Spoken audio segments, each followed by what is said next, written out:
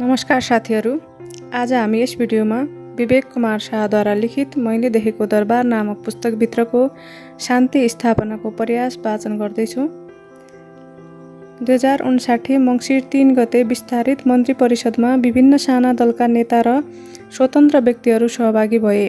नारायण सिंह पुन, देवी प्रसाद ओझा, doctor Upendra Devkota, Deepak Gewali, कमल चौलागाई, गोरे बहादुर खपाङ्गी लगायतका व्यक्तिहरू मन्त्री बन्नुभयो। मन्त्री पुन अध्यक्ष रहेको नेपाल समता पार्टीका उपाध्यक्ष हुनुहुन्थ्यो वीरेन्द्र झापाली। उहाँको डिआर लामिछाने भन्ने एकजना साथी हुनुहुँदो रहेछ। उहाँहरूको केही माओवादी नेतासँग सम्पर्क रहेछ। उहाँहरूकै माध्यमबाट तिनीहरूसँग मन्त्री पुनको सामान्य छलफल भएछ। केही चरणको छलफलपछि एक दिन मन्त्री पुनले मलाई फोन गर्नुभयो। जर साहब, केही जरुरी कुरा गर्नु छ, चाँडै भेट्न पाए हुन्थ्यो। म कार्यालयबाट घर फर्कन लागेको थिएँ। म घर जाँदैछु, तपाईँ एकैछिन घरमा आउन सक्नुहुन्छ भने। मेरो घरमा आएर उहाँले सरकार माओवादी वार्ताको प्रस्ताव गर्नुभयो। मैले भने, प्रधानमन्त्री पनि यही कुरामा लागिरहनु भएको छ। अहिले म एक्लैले तपाईँलाई यसो गर्नुस् भन्न सक्दिनँ। एकपटक सरकारमा जाहेर गर्छु। मलाई उहाँको प्रस्ताव ठिकै लागेको थियो। सोचे, मन्त्री पुन सेनाको पृष्ठभूमिको भएकाले धेरै कुरा मिलाउन र गोप्यता कायम राख्न पनि सजिलो हुन्छ। माओवादीले पनि राजाबाट नियुक्त मन्त्री भएकाले उहाँबाट कुरा मिल्ला भनेर वार्ताको प्रस्ताव राखेको हुनुपर्छ। उहाँको भनाइबाट मैले माओवादीहरू वार्ताका लागि र राजनीतिक मूलधारमा सुरक्षित अवतरणका लागि आतुर छन् भन्ने सङ्केत पाएको थिएँ। मन्त्री पुनका सबै कुरा मैले सरकारमा जाहेर गरेँ। सरकारबाट हुकुम भयो। प्रधानमन्त्रीले माओवादीसँग वार्ता प्रक्रिया सुरु गरेको कुरा मलाई भनेका छन्। तिमी र मन्त्री पुन भएर एकपटक प्रधानमन्त्रीसँगै छलफल गर। सरकारमा मैले फेरि जाहेर गरेँ। म प्रधानमन्त्रीसँग यो विषयमा पहिले आफै कुरा गर्छु। यदि उहाँले यो कुरा मन पराउनु भयो भने मन्त्री पुनलाई त्यही बोलाएर प्रधानमन्त्रीसँग छलफल गर्न सकिन्छ। सरकारबाट हुन्छ हुकुम भयो। प्रधानमन्त्री चन्दले स्वकीय सचिवमा मेरा माइला बुवाका छोरा गृह मन्त्रालयमा कार्यरत उपसचिव सुधीर शाहलाई नियुक्त गर्नुभएको थियो।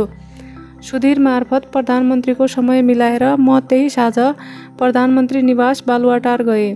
प्रधानमन्त्री र मेरा बीच माओवादीसँग कसरी वार्ता गर्ने भन्ने विषयमा गम्भीर कुरा भयो। उहाँलाई मैले मन्त्री पुनको प्रस्ताव सुनाएँ। त्यसमा उहाँले उत्सुकता देखाएपछि मन्त्री पुनलाई बोलाएर कुरा गर्यौँ। प्रधानमन्त्रीले पनि मन्त्री पुनको प्रस्तावलाई सकारात्मक रूपमा लिनुभयो। त्यतिन्जेल जेनेभामा वार्ता गराउन सेन्टर फर ह्युमेनिटेरियन डायलगले केही प्रक्रिया अगाडि बढाइरहेको रहेछ। तर त्यसका लागि विदेशबाट जहाज ल्याउनु पर्ने, माओवादी नेतालाई राहदानी दिलाउनु पर्ने, उनीहरूलाई जहाजसम्म पुर्याइदिनु पर्ने आदि कारणले त्यो काम प्रस्ताव अनुसार गोप्य रूपमा गर्न गाह्रो थियो। त्यसकारण पनि प्रधानमन्त्रीलाई मन्त्री पुनको प्रस्ताव अगाडि बढाउन नै उपयुक्त लाग्यो। बरु यो विषय महाराज धिराजलाई जाहेर गरौँ, उहाँले भन्नुभयो। यसपछि प्रधानमन्त्रीले माओवादीसँग सम्पर्क अगाडि बढाउन मन्त्री पुनलाई निर्देशन दिनुभयो। मन्त्री पुन सोही अनुसार अघि बढ्नुभयो।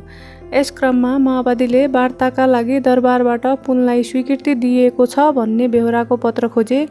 त्यस्तो लिखित पत्र हामी सचिवहरूले दिन सक्ने कुरा थिएन। माओवादीसँग वार्ता गर्न मन्त्री पुनलाई महाराज धिराजको स्वीकृति छ भनेर कसरी पत्र लेख्ने? महाराज धिराजले पनि पत्र दिइबक्सने कुरा भएन। बडो धर्म सङ्कटमा परियो। धेरै सोचविचारपछि मैले कसैलाई पनि सम्बोधन नगरी जो जससँग सम्बन्धित छ, टु हुम इट मे कन्सर्न भनेर पत्र लेखे। हुन्छ भने म लेखिदिन्छु भनेर मन्त्री पुनलाई भने। मन्त्री पुनले हुन्छ, कोसिस गरौँ न त भनेपछि मैले व्यक्तिगत तवरले साधारण कागजमा पत्र तयार पारेँ। पत्रमा लेखिएको थियो, माननीय आवास तथा भौतिक योजना मन्त्री नारायण सिंह पुनलाई शान्ति प्रक्रियाका लागि माओवादी पार्टीसँग वार्ताका लागि अनुरोध गरिएको छ। पत्रको बेहोरा यति मात्र थियो। त्यसमा मैले महाराज धिराजका सैनिक सचिव भनेर हस्ताक्षर गरेँ। यसमा पनि हामी बीचकै सहमति भयो भने पत्र माओवादीलाई देखाउने मात्र हो, उनीहरूलाई कुनै प्रयोजनका निम्ति दिने होइन। यस प्रकार उनीहरूलाई देखाएपछि फिर्ता ल्याउने गरी त्यो पत्र मैले मन्त्री पुनलाई दिएँ। त्यसबेला महाराज धिराज पूजाका लागि दक्षिणकाली सवारी भएकाले यो विषय सरकारमा जाहेर हुन पाएन। महाराज धिराजलाई जाहेर नगरी यसरी पत्र लेख्नु एकदमै जोखिमको कुरा थियो। शान्ति स्थापनाका लागि बिना सङ्कोच मैले त्यो जोखिम मोलेको थिएँ। यो कुरा माओवादीले माने। मन्त्री पुनले माओवादीले देखाएर त्यो पत्र फिर्ता ल्याई मलाई नै दिनुभयो। त्यसै दिन मन्त्री पुनको सरकारसँग दर्शन भेटको कार्यक्रम थियो। उहाँ आफैले यसबारे जाहेर गर्छु भन्नुभएको थियो। जाहेर गर्नुभयो होला। त्यसपछि यसबारे कुनै प्रसङ्ग उठेन। तर अलिक दिनपछि माओवादीले फेरि अर्को पत्र माग गर्दै भने श्री 5 को सरकारले माओवादीसँग वार्ताका लागि मन्त्री पुनलाई तोकेको हो भन्ने निर्णय चाहियो। त्यसपछि मन्त्री पुन र म गएर प्रधानमन्त्रीसँग कुरा गऱ्यौँ। माओवादी पार्टीसँग वार्ता प्रक्रिया अगाडि बढाउन मन्त्री नारायण सिंह पुनको संयोजकत्वमा काम गर्ने भनेर प्रधानमन्त्रीले आफै हस्ताक्षर गरेर पत्र दिनुभयो। यो कुरा अति नै गोप्य राखियो। यसरी वार्ता प्रक्रियाले औपचारिकता पायो।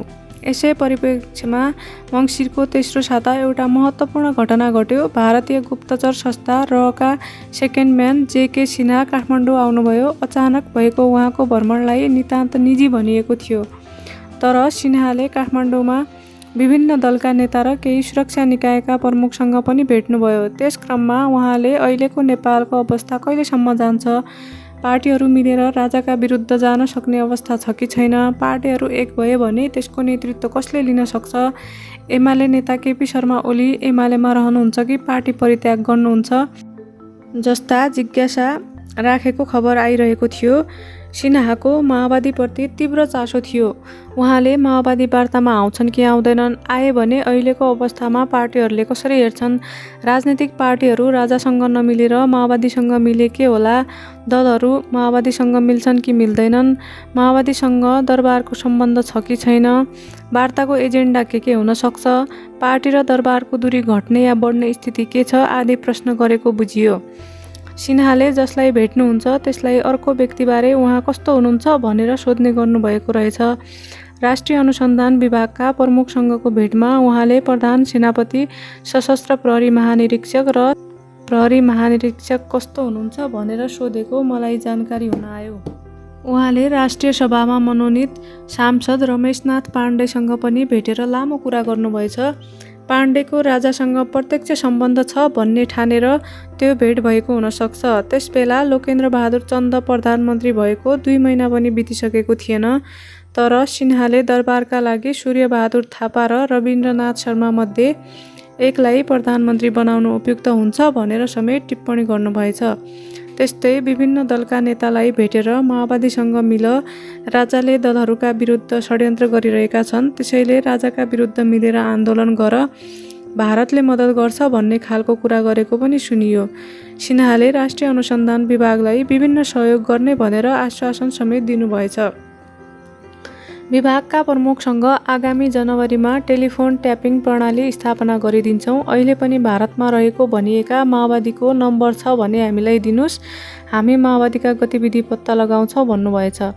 समग्रमा हेर्दा सिन्हाको भ्रमणको भित्री उद्देश्य माओवादी विषयमा हामी नेपालका सुरक्षा निकायलाई मद्दत गर्छौँ, अहिले वार्तामा अल्मलिनतिर नलाग्नुस् भनेर श्री 5 को सरकारलाई आश्वस्त पार्न कोसिस गर्नु रहेको देखियो। साथै नेपालमा जति पनि राजनीतिक शक्ति छन् तीसँग भेटघाट गरी एउटाका कुरा अर्कालाई लगाएर सबैलाई कमजोर पार्ने कसरत गरेको देखियो। यसै गरी जेके सिन्हा सरकार र माओवादी बीच वार्ता नहोस् र कुनै हिसाबले वार्ता भइहाले पनि त्यसका मध्यस्थकर्ताका रूपमा भारत बाहेक कुनै पनि मुलुक नआओस् भन्ने भारतीय चाहना नेपालमा कार्यान्वयन गराउन नेपाल भ्रमणमा आएको अनुमान गर्न पनि कठिन थिएन। त्यसबेला स्विजरल्यान्डको सेन्टर फर ह्युमेनिटेरियन डायलगको माओवादीसँग वार्ता गराउने प्रस्ताव प्रधानमन्त्री चन्द समक्ष पुगेर त्यसको केही चर्चा समेत हुन थालिसकेको थियो। यसबारे भारतको चासो रहेको प्रष्ट देखिन्थ्यो। मन्त्री पुनले गरिरहेको प्रयास भने यस बेलासम्म गोप्य नै रहेको थियो। वार्ताका सन्दर्भमा सरकारबाट मन्त्री पुनलाई धेरै पटक दर्शन भेट बक्सेको थियो। सुरुमा त मैले नै दर्शन भेट मिलाइदिने गरेको थिएँ, तर उहाँको पटक पटक सरकारसँग काम परिरहन्थ्यो। सधैँ मैले दर्शन भेटको समय मिलाउँदा अप्ठ्यारो पर्ने भएकाले पछि प्रमुख सचिव पशुपति भक्त महर्जन मार्फत उहाँले दर्शन भेट पाउन थाल्नुभयो। तर प्रमुख सचिवलाई वार्ता प्रयासका विषयमा केही जानकारी थिएन। यो कुरा महाराज धिराज, प्रधानमन्त्री चन्द, मन्त्री पुन, म र माओवादी नेताका बीचमा सीमित थियो। सँगै यसै क्रममा एक दिन मन्त्री पुनको सरकारसँग छलफल चलिरहेका बेला वार्ता सम्बन्धी कुनै प्रसङ्गमा कानुनी जटिलताको कुरा उठेछ अनि प्रमुख सचिव महर्जनलाई बोलाएर उहाँ कानुनमा स्नातक हुनुहुन्छ, त्यसबारे जिज्ञासा राखिबक्सेछ। त्यस सिलसिलामा उहाँ 10 मिनट जति भित्र बस्नुभयो। यही बेला प्रमुख सचिवले माओवादीसँग मन्त्री पुनको माध्यमबाट वार्ता प्रक्रिया अगाडि बढिरहेको थाहा पाउनुभएछ।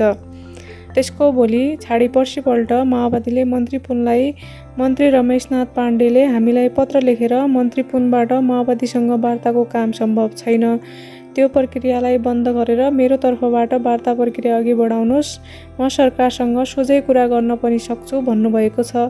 यो के हो भनेर सोधेछन्। त्यो जानकारी दिँदै मन्त्री पुनले हामी त छक्क पर्यौँ, मन्त्री पाण्डे हामीले गरिरहेको काममा भाँचो हाल्ने षड्यन्त्रमा लाग्नु भएको छ। माओवादीबाट यस्तो कुरा आएपछि अब के गर्ने भनेर मलाई सोध्नुभयो। म पनि अकमक्क परेँ। प्रमुख सचिवको मन्त्री पाण्डेसँग राम्रो हिमचिम छ भन्ने हामी राजदरबारका सचिवहरूलाई जानकारी थियो। उहाँ मन्त्री पाण्डेकै सुझाव लिएर काम गर्नुहुन्छ भन्ने पनि हामीलाई थाहा थियो। तर महाराज धिराज स्वयं संलग्न होइबक्सेको यस्तो गोप्य प्रसङ्ग समेत उहाँले मन्त्री पाण्डेलाई लिक गर्नुहोला जस्तो मलाई लागेको थिएन। त्यस्तो जिम्मेवार पदमा रहेका व्यक्तिले यसो गरेको मलाई पटक्कै राम्रो लागेन। यो त एक खालको षड्यन्त्र नै थियो। मन्त्री पाण्डेले माओवादीलाई त्यस्तो पत्र लेखेको लगत्तै दरबारको सक्रियतामा मन्त्री पुन मार्फत भइरहेको कार्यबारे विभिन्न पत्रपत्रिकामा समाचार पनि प्रकाशित भयो। गोप्य रूपमा उच्च स्तरका सीमित व्यक्ति मात्र संलग्न भएको विषय यसरी छरपष्ट हुन पुग्यो। माओवादीले पनि दरबारको आधिकारिक कुरा के हो पत्याउन गाह्रो भयो भने। शान्ति प्रक्रियामा अनायासै ठेस लाग्न पुग्यो। मन्त्री पुनको जवाफमा मैले तपाईँ यसबारे प्रमुख सचिवसँग कुरा गर्नुहोस्, म महाराज धिराजमा जाहेर गर्छु भने। जाहेरीका क्रममा मैले बिन्ती गरेँ, सरकार यति गम्भीर विषयमा कुरा अगाडि बढिरहेको छ, यस बेला यस्तो काम हुनु त राम्रो भएन। सरकारबाट हुकुम भयो।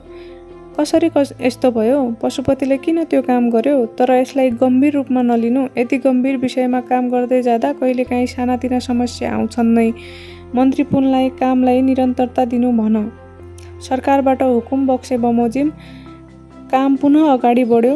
वार्ता प्रक्रिया कसरी अगाडि बढाउने, को संलग्न हुने, युद्ध विराम आचार संहिता कस्तो हुने र कसरी लागू गर्ने आदि विषयबारे दुवै पक्षबीच छलफल र गृह कार्य भएर पुसको अन्तिम सातासम्ममा टुङ्गो लागिसकेको थियो।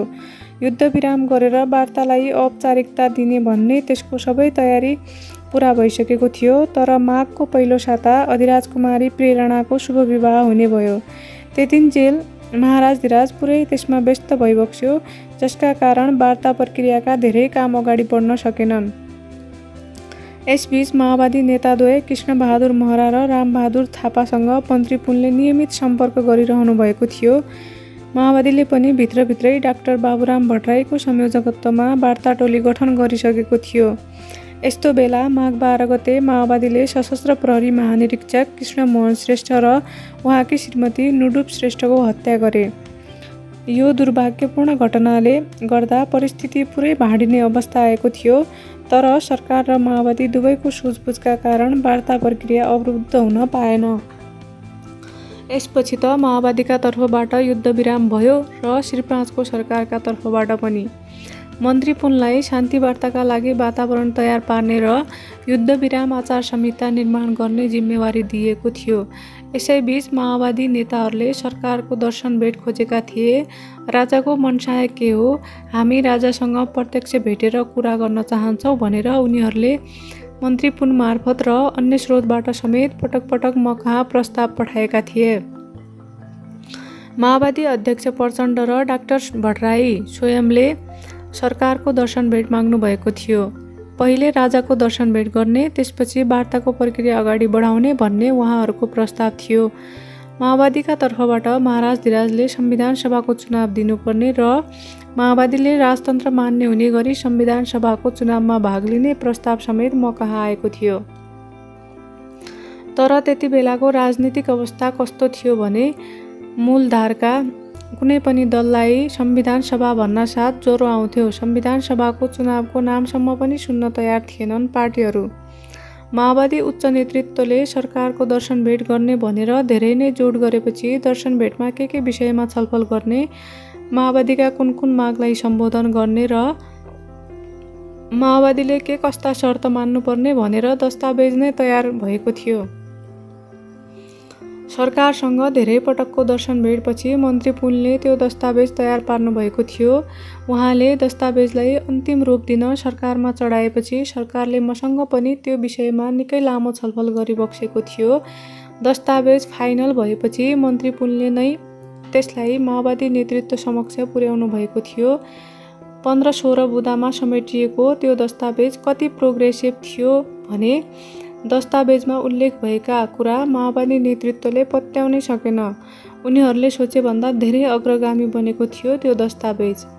त्यसपछि त माओवादी नेताहरूले महाराज धिराजसँग प्रत्यक्ष भेट्न झनै तीव्र इच्छा जोरदार रूपमा जाहेर गरेका थिए। यस क्रममा भक्तपुरको बालकोटमा प्रचण्ड र डाक्टर भट्टराईका लागि दर्शन भेटको स्थान समेत तय भएको थियो रे भन्ने गाईगुई सुनिएको थियो। त्यस कार्यमा भने म संलग्न थिइनँ। दर्शन भेटका लागि माओवादी नेतृत्वको हुटहुटी एकदमै बढेपछि मैले माओवादी वार्ता टोली खुला पनि भइसकेको छ, माओवादीले के कुरा गर्न खोजेको हो एकपटक म भेटौँ भनेर सरकारमा जाहेर गरे। सरकारबाट हुन्छ हुकुम भयो। साथै सरकारबाट उनीहरूले मलाई किन भेट्न खोजेका हुन्, के विषयमा मसँग कुरा गर्न चाहन्छन् राम्ररी बुझ्न हुकुम भयो। त्यसअनुसार म माओवादी नेतालाई भेट्न गएँ। भेटको व्यवस्था मन्त्री पुनले नै मिलाउनु भएको थियो। मन्त्री पुनको कर्णाली एयरलाइन्सको कार्यालय एयरपोर्ट छेउ सिनामङ्गलमा थियो। त्यही माओवादी नेताहरू रामबहादुर थापा बादल र कृष्णबहादुर महरासँग मेरो निकै लामो कुराकानी भयो। त्यहाँ पनि उहाँहरूले महाराज धिराजसँग दर्शन भेट गर्न चाहेको बताउनुभयो। हामी राजासँग प्रत्यक्ष भेटेर आधिकारिक धारणा सुन्न चाहन्छौँ उहाँहरूको भनाइ थियो। आफ्नो मर्यादा र सीमामा रहेर मैले माओवादी नेतासँग सौहार्दपूर्ण रूपमा कुरा गरेँ। त्यस क्रममा मैले भने मुलुकमा शान्ति स्थापना गर्ने महाराज धिराजको चाहना छ। मिलनबिन्दु शान्ति र देश नै हो। मुलुकमा शान्ति स्थापनाको प्रक्रिया अगाडि बढ्यो र सकारात्मक कुरा भयो भने पक्का पनि सरकारबाट तपाईँहरूलाई दर्शन भेट बक्सन्छ। भेटमा मसँग माओवादी नेताहरूले अहिलेको सरकार भङ्ग गरी अन्तरिम सरकार गठन गरौँ, संविधान सभाको चुनाव गरौँ भनेका थिए। त्यसबेला कुनै पनि शर्त राखेर संविधान सभाको चुनाव घोषणा गरेको भए सायद जनयुद्ध त्यही समाप्त हुने थियो। तर अन्य राजनीतिक दलको मान्यता संविधानमा जानै हुन्न भन्ने थियो। काङ्ग्रेस एमाले जस्ता ठुला दलहरू संविधान सभामा गयो भने 2046 सालको उपलब्धि पनि समाप्त हुन्छ भन्थे। दरबारले उनीहरूको विचारको पनि ख्याल गर्ने नै भयो। यता अधिकांश दरबारिया पनि पुरातनवादी सोच थियो। उनीहरू संविधान सभा भनेको नै गणतन्त्र हो ठान्दथे। सरकारको विचार प्रोग्रेसिभ थियो सुरुमा। एकपटक मलाई सरकारले स्वयं हुकुम भएको थियो, विवेक दलहरूभन्दा एक कदम अगाडि गएर सिधै संविधान सभाको चुनाव गराउँदा कसो होला। तर पछि कहाँबाट के कुरा भएर हो त्यो प्रसङ्ग हरायो। सरकारको विचार समेत परिवर्तन हुँदै गएको मैले बुझिरहेको थिएँ। किन त्यस्तो भयो मलाई थाहा छैन। मेरो विचारमा संवैधानिक राजतन्त्रको प्रावधान राखेर सोझै संविधान सभाको चुनावमा गएको भए देशमा यति ठुलो क्षति हुने थिएन। चुनावका लागि सर्वपक्षीय सरकार बनाई माओवादीलाई पनि समावेश गर्न सकिन्थ्यो, जसले हिंसात्मक द्वन्द्वलाई विराम दिन्थ्यो। राजनीतिले एउटा सहज बाटो पक्रन्थ्यो। घटनाक्रम अगाडि बढ्दै जाँदा श्री 5 को सरकारले उपप्रधानमन्त्री बद्रीप्रसाद मण्डलको संयोजकत्वमा सरकारी वार्ता टोली बनायो। टोलीमा मन्त्रीहरू रमेशनाथ पाण्डे, नारायण सिंह पुन, डाक्टर उपेन्द्र देवकोटा, कमल चौलागाई र अनुराधा कोइराला सदस्य हुनुहुन्थ्यो। वार्ताको वातावरण बनाउने र आवश्यक प्रक्रिया मिलाउने काम सुरुदेखि नै मन्त्री पुनले उत्कृष्ट ढङ्गले गर्दै आउनुभएको थियो। उहाँको त्यो जिम्मेवारी नयाँ वार्ता टोली गठन भएपछि सकियो। वार्ता टोली गठन भएपछि नै त्यसमा मन्त्री पाण्डेको हालिमुहाली सुरु भयो। उहाँ आफ्नो प्रभाव देखाउन खोज्ने र आफूले गरेको मात्र ठिक भन्ने, अरूले गरेको सबै बेठिक, सबै खत्तम भन्ने मानसिकताबाट ग्रस्त। उहाँकै कारण वार्ता टोलीका सदस्यहरूबीच सुमधुर सम्बन्ध कायम हुन सकेन। पर्सनालिटी क्ल्यास सुरु भयो। वार्ता टोली प्रभावकारी हुन पाएन। 2060 वैशाखको कुरा हो। सरकारी वार्ता टोली प्रधानमन्त्री निवास बालुवाटारमा प्रधानमन्त्रीसँग परामर्श गरी वार्तास्थल लाजिमपाट स्थित शङ्कर होटल जाने तयारीमा थियो। बिहान करिब 10 बजेतिर मलाई मन्त्री पुनले फोन गरेर माओवादीले शाही नेपाली सेना ब्यारेकभन्दा 5 किलोमिटर बाहिर परिचालन हुन बन्देज लगाउने शर्त पठाएका छन्, अब के गर्ने, असजिलो भयो भन्नुभयो। मैले भने त्यो त राम्रो भएन। नेपालको राष्ट्रिय सेनालाई नेपाल अधिराज्यभर जान कसैले रोक्न सक्दैन। तपाईँ यो कुरामा चाहिँ स्पष्ट हुनुहोस्।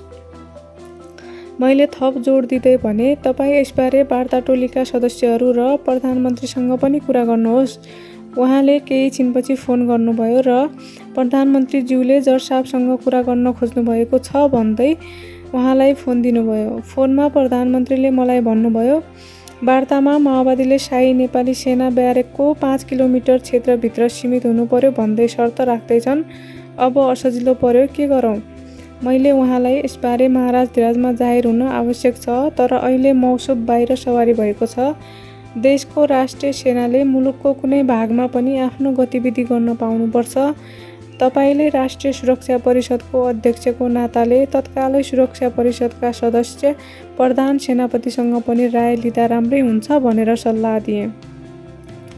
यो कुरा मैले तत्कालै प्रधान सेनापति प्यारजङ थापालाई जानकारी गराएँ र 5 किलोमिटरको प्रस्तावमा समर्थन नगर्न अनुरोध गरेँ। यही विषयमा प्रधानमन्त्रीले उहाँसँग कुरा गर्नुभएछ। त्यस क्रममा प्रधान सेनापतिले हलुका रूपमा 5 किलोमिटर त होइन 20 किलोमिटर भए हुन्छ भन्नुभएछ। मेरो विचारमा उहाँको 20 किलोमिटरको प्रस्ताव ज्यादै नै गैर जिम्मेवारपूर्ण अभिव्यक्ति थियो। प्रधान सेनापति जस्तो मानिसले यति गैर जिम्मेवार कुरा कसरी गर्नुभयो, मैले आजसम्म बुझ्न सकेको छैन। वार्ताका क्रममा सरकारी वार्ता टोलीले शाही नेपाली सेना ब्यारेकको 5 किलोमिटरभित्र सीमित गर्ने माओवादीको शर्तमा सहमति जनायो या जनाएन स्पष्ट भएन। तर दुवै पक्षबीच वार्ता भएपछि आयोजित संयुक्त पत्रकार सम्मेलनमा माओवादीका वार्ता टोली सदस्य कृष्णबहादुर महराले शाही नेपाली सेना ब्यारेकको 5 किलोमिटरभित्र सीमित रहने सहमति भएको बताउनुभयो। उहाँसँगै रहेका मन्त्री पुनले यसबारे कुनै पनि प्रतिक्रिया दिनुभएन। यसबाट मौन स्वीकृति लक्षणम देखियो र धेरै हलचल मचियो। त्यसै दिन सुरक्षा निकायका प्रमुखहरूको बैठक बस्यो र यसबारे प्रधानमन्त्रीसँग छलफल गर्ने निर्णय भयो। त्यस अवसरमा सरकारी वार्ता टोलीका सदस्यहरूको समेत उपस्थिति थियो। छलफलका क्रममा सुरक्षा निकायका तर्फबाट प्रधान सेनापति प्यारजङ थापाले शाही नेपाली सेना ब्यारेकको 5 किलोमिटरभित्र सीमित हुने निर्णय ठिक नभएको भन्दै आपत्ति जनाउनुभयो। राष्ट्रिय सुरक्षा परिषदका सहसंयोजक उपरथी रूपमाङ्गद कटवालले यो नराम्रो निर्णय भयो भन्दै मन्त्री पुनसँग आक्रोश समेत व्यक्त गर्नुभएको थियो। उक्त अवसरमा वार्ता टोलीका सदस्य मन्त्री रमेशनाथ पाण्डेले यस विषयमा निर्णय भइसकेको ठाडो जानकारी दिएर सबैको मुख बन्द गर्ने प्रयास गर्नुभयो। त्यसै दिन बेलुकी मन्त्री पाण्डेले बीबीसी नेपाली सेवालाई अन्तर्वार्ता दिँदै शाही नेपाली सेना ब्यारेकको 5 किलोमिटरभित्र सीमित हुने दुर्भाग्यपूर्ण निर्णय भएको बताउनुभयो। त्यसपछि समस्या झनै जटिल बन्यो। यस विषयमा महाराजधिराज र प्रधानमन्त्रीबीच के कुरा भयो त्यो मलाई थाहा हुने विषय होइन। मन्त्री पुनले पनि किन र कसले यस्तो संवेदनशील विषयमा स्वीकृति दियो भन्ने कुरा मलाई कहिल्यै भन्नुभएन। वार्ता टोलीका सदस्यहरूमध्ये पनि कसैले यसबारे आजसम्म पनि खुलासा गरेका छैनन्। यस्तो संवेदनशील विषयमा विवाद उत्पन्न भएपछि राजनीतिक दलहरू झनै सरकारको विरोधमा आन्दोलनमा उत्रिए। यसले पनि वार्तालाई प्रभावित पार्यो। प्रधानमन्त्री चन्द भलादमी नम्र र शालीन स्वभावका सरल व्यक्ति हुनुहुन्थ्यो। सरकारमा उहाँले आफ्नो सहयोगी टिम बनाउन पाउनु भएन। सबै मन्त्री महाराजधिराजबाट मनोनित मात्र थिए। प्रधानमन्त्रीले छानेका 2-4 जना मन्त्री बनाइदिएको भए उहाँलाई काम गर्न सजिलो हुने थियो, तर त्यसो गरिएन। त्यही भएर सरकारले खासै गति लिन पनि सकेन। त्यसमाथि 5 किलोमिटरको अवाञ्छित अप्रत्याशित विवादले उहाँलाई थप अप्ठ्यारोमा पार्यो। स्वयं उहाँको पार्टीभित्रैबाट पनि उहाँलाई कुनै सहयोग भइरहेको थिएन। उहाँलाई जसरी पनि हटाउन विभिन्न शक्ति केन्द्रहरू लागिपरेका थिए। अन्ततः 2060 जेठ 19 गते प्रधानमन्त्री चन्दले राजीनामा गर्नुभयो। प्रधानमन्त्री चन्दको राजीनामापछि नयाँ राजनीतिक परिवेश उत्पन्न भयो। सरकारबाट विभिन्न राजनीतिक नेतालाई दर्शन भेट बक्स्यो अनि दरबारले इतिहासमा पहिलोपल्ट प्रधानमन्त्री पदका लागि दरखास्त हाल्न खुल्ला आह्वान गर्यो। त्यसअनुसार नेकपा एमालेका महासचिव माधव कुमार नेपालदेखि सडकमा कराउँदै हिँड्ने लक्ष्मण सिंह खड्का र यसो बजार डुल्न निस्किएका मानिसहरूसम्मले प्रधानमन्त्री बनाइ पाऊँ भनी दरबारमा दरखास्त हाले। यस क्रममा महासचिव नेपाल सर्वत्र हाँसोको पात्र बन्नुभयो।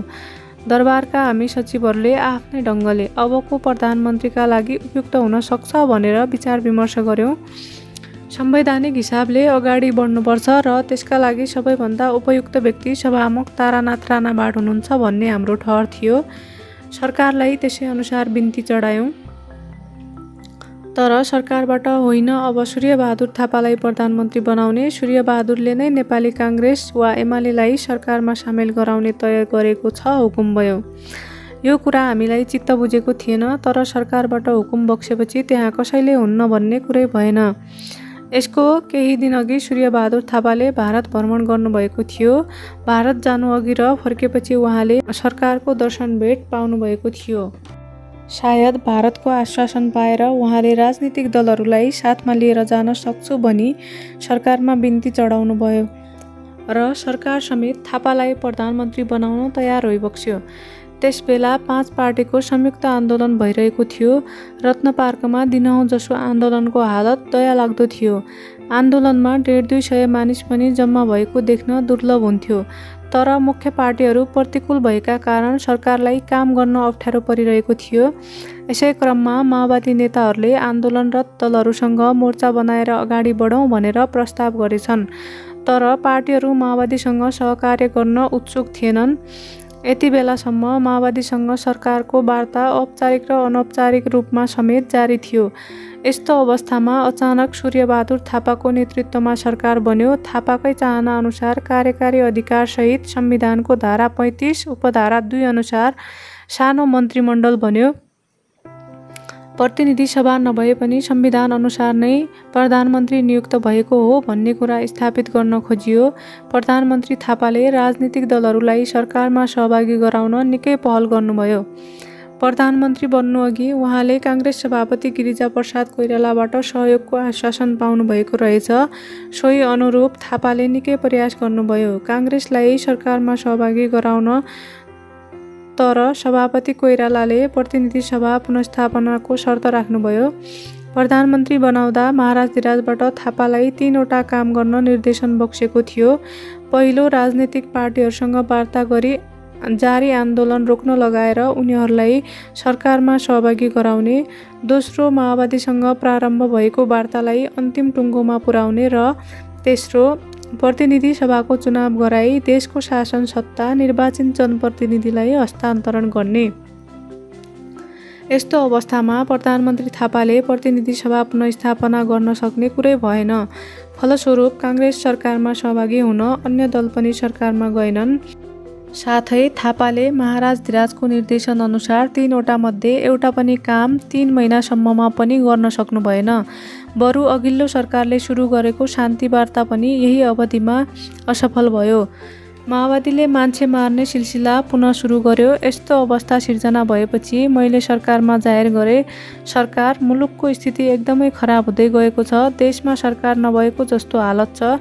यस्तै अवस्था रहे महाराजधिराजकै इमेजमा नराम्रो असर पर्न सक्छ। चन्द सरकार रहिरहेको भए त्यसले अवश्य पनि वार्तालाई एउटा टुङ्गोमा पुर्याउने थियो। किनभने त्यति बेला माओवादीलाई पनि हामी सिधै महाराजधिराजका प्रतिनिधिसँग वार्ता गरिरहेका छौँ भन्ने ढुक्क थियो। पछि प्रधानमन्त्री थापाले कमल थापा र डाक्टर प्रकाश चन्द्र लोहनी सदस्य रहेको सरकारी वार्ता टोली बनाउनुभयो। तर त्यो टोलीले कसको प्रतिनिधित्व गर्दछ भन्ने कुरामा माओवादी रणभुल्ल थिए। हापुरे वार्तामा जानुअघि सरकारी वार्ता टोली सदस्यहरू डाक्टर लोहनी र थापाले महाराजधिराजको दर्शन भेट पाउनुभएको थियो।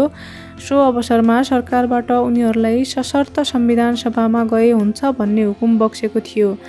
वार्ता टोलीले त्यसपछि काङ्ग्रेस सभापति गिरिजाप्रसाद कोइराला र एमाले महासचिव माधव कुमार नेपालसँग भेट गरेको थियो। भेटमा महाराजधिराजको शर्तसहितको संविधान सभामा गए हुन्छ भन्ने धारणा सुनाउँदा नेताद्वय कोइराला र नेपालले त्यसलाई ठाडै अस्वीकार गर्नुभएछ। संविधान सभा भएमा 2046 सालको उपलब्धि पनि समाप्त हुन्छ भन्ने उहाँहरू दुवैको जिकिर रहेछ। यसरी सरकारी वार्ता टोलीका सदस्यहरू माओवादीसँग वार्ता गर्न श्री 5 को सरकारका तर्फबाट फिक्स्ड एजेन्डा लिएर जानुभयो। उहाँहरू सुरुमै हाम्रो एजेन्डा यो हो, तपाईँहरूको एजेन्डा के छ भनेर प्रस्तुत हुनुभयो। यस्तो कुराले माओवादी झस्किएको हुन सक्छ। सिद्धान्ततः यस किसिमको वार्ता लामो समयसम्म जारी राख्दै विश्वासको वातावरण निर्माण गर्दै जानुपर्ने हो। त्यो कुरा यहाँ हुन सकेन। आखिरमा वार्ता दाङको हापुरेमा पुगेर टुट्यो। वस्तुतः हापुरे वार्ता त शान्ति वार्तालाई औपचारिक रूपमा टुङ्ग्याउने एउटा सुनियोजित प्रपञ्च मात्र बन्न पुग्यो। यही बेला प्रधानमन्त्री थापाले नैतिकताका आधारमा राजीनामा गर्नुपर्दथ्यो, तर उहाँले त्यसो गर्नु भएन। सूर्यबहादुर थापा प्रधानमन्त्री भएपछि मैले सरकारमा जाहेर गरेको थिएँ, माओवादीसँग वार्ताको वातावरण मिलाउन नारायण सिंह पुनको धेरै ठुलो योगदान छ। वार्ता क्रममा पनि उहाँले महत्त्वपूर्ण भूमिका निर्वाह गरिरहनु भएको छ। धेरै कुरा थाहा छ उहाँलाई। त्यसो भएर पुनलाई नयाँ मन्त्री परिषदमा समावेश गरौँ र वार्ता टोलीमा समेत राखौँ। यदि मन्त्री बनाउन सकिँदैन भने वार्ता टोलीमा चाहिँ अवश्य राखौँ। मेरा कुरा सुनेर सरकारबाट हेरौँ मात्र हुकुम भयो। खासै प्रतिक्रिया जनाइबक्सेन। पुनलाई न मन्त्री बनाइयो न वार्ता टोलीमा राखियो। उहाँको अथक प्रयास व्यर्थै खेर गयो। यसै सिलसिलामा 2060 कार्तिक 20 गते प्रधानमन्त्री थापाले केही डिआइजी सरुवाबारे सरकारमा जाहेर गर्नुभएछ। त्यसको भोलिपल्ट सरकारबाट अचानक मेरो राजीनामा मागिबक्स्यो। यस विषयमा सरकारमा प्रधानमन्त्रीले के कुरा जाहेर गर्नुभयो त्यो त सरकार र उहाँलाई मात्र थाहा हुने कुरा भयो। तर त्यो बेला बाहिर के सुनिन आएको थियो भने प्रधानमन्त्री थापाले डिआइजी सरुवामा विवेक शाहले हस्तक्षेप गर्यो भनेर सरकारमा जाहेर गर्नुभएको थियो। वास्तविकता के हो भने देशी तथा विदेशी शक्ति केन्द्रले म सैनिक सचिव भइरहेको रुचाएका थिएनन्। मैले यो कुरा राम्ररी चाल पाएको थिएँ। डिआइजी प्रकरणमा भन्दा पनि मेरो राजीनामा मागिनुका पछाडि उनीहरूको योजनाले काम गरेको हो। प्रधानमन्त्री थापाले उनीहरूलाई सघाउनु बिल्कुलै अस्वाभाविक थिएन। सूर्यबहादुर थापाको प्रधानमन्त्रीत्व कालमा जब शान्ति प्रक्रिया भङ्ग भयो, माओवादीले सेनाका सेनानीद्वय किरण बस्नेत र रविन्द्र छेत्रीमाथि आक्रमण गरेर पुनः युद्ध प्रारम्भ गरे। सरकारले पनि व्यापक रूपमा प्रहरी र सेना परिचालन गर्यो। एकातिर माओवादी आन्दोलन एकदमै बढेको थियो भने अर्कातिर राजनीतिक पार्टीको सरकार विरोधी आन्दोलन पनि उत्कर्षमा पुग्यो। सबैतिरबाट पुरै असफल भएपछि प्रधानमन्त्री थापाले 2061 जेठमा राजीनामा गर्न बाध्य हुनु पर्यो। त्यसबेला पनि सभामुख तारानाथ राणाबाट प्रधानमन्त्रीमा नियुक्त हुन लाग्नु भएको थियो। उहाँ महाराजधिराजबाट प्रधानमन्त्रीको नियुक्ति पत्र बुझ्न दरबार जान तयारी हालतमा पुल्चोक स्थित आफ्नो निवासमा हुनुहुन्थ्यो। तर अन्तिम क्षणमा राजदरबारबाट प्रमुख सचिव पशुभक्ति भक्त महर्जनले अकस्मात उहाँलाई सभामुखको राजीनामासहित आउन भन्नुभयो। उहाँ सभामुखको पदबाट राजीनामा गर्न तयार हुनु भएन। यसरी राणाबाट प्रधानमन्त्री हुने अन्तिम बिन्दुमा पुगेर पुनः अड्कियो। त्यसपछि अकस्मात नेपाली काङ्ग्रेस प्रजातान्त्रिकका सभापति तथा पूर्व प्रधानमन्त्री शेरबहादुर देउबा, जसलाई असक्षम भनेर हटाइएको थियो, प्रधानमन्त्रीमा पुनर्बहाली हुनुभयो। त्यो पनि राति 11 बजे। 8 महिनापछि उहाँलाई पनि हठात विस्थापित गरी 2061 माघ 19 गते देशको सम्पूर्ण राज्य सत्ताको अभिभारा महाराजधिराजबाट आफ्नै हातमा लिइबक्स्यो। यसरी 21औं शताब्दीमा पनि राजालाई प्रधानमन्त्रीको समेत जिम्मेवारी लिन लगाउने सल्लाहकारहरूले राज संस्थाका विरुद्ध षड्यन्त्र गरे। उनीहरूले वास्तविक गणतन्त्रको बिउ रोपे। इतिहासले तिनीहरूको षड्यन्त्र उजागर गर्ने नै छ। यसरी नेपालको राजनीतिमा एकपछि अर्को षड्यन्त्रको सिलसिला जारी छ। इतिहासमा पाडेका विरुद्ध बस्नेत, बस्नेतका विरुद्ध थापा, थापाका विरुद्ध राणा, कुँवर थिए भनेर अध्ययन गर्न पाइन्छ। अहिले एउटा प्रसादका विरुद्ध बहादुर र बहादुरका विरुद्ध प्रसादका बीचमा सत्ता प्राप्तिका अनेकौं षड्यन्त्रकारी राजनीतिक खेल भइरहेका छन्। यस्तो षड्यन्त्रको खेलबाट देशले कहिले मुक्ति पाउने हो भन्न कठिन छ। सायद नेपालको नियति नै यस्तै छ कि शान्ति स्थापनाको प्रयास यति नै। यससँगै मैले देखेको दरबार नामक पुस्तकको पहिलो अध्याय अधुरो यात्राभित्रको षड्यन्त्रको राजनीति र नेपालको नियति यही समाप्त हुन्छ। अर्को भिडियोमा हामी अध्याय 2 यथार्थका पानाहरू यसभित्र सैनिक सचिवको डायरी वाचन गर्नेछौँ। सुन्दै गर्नुहोला। धन्यवाद।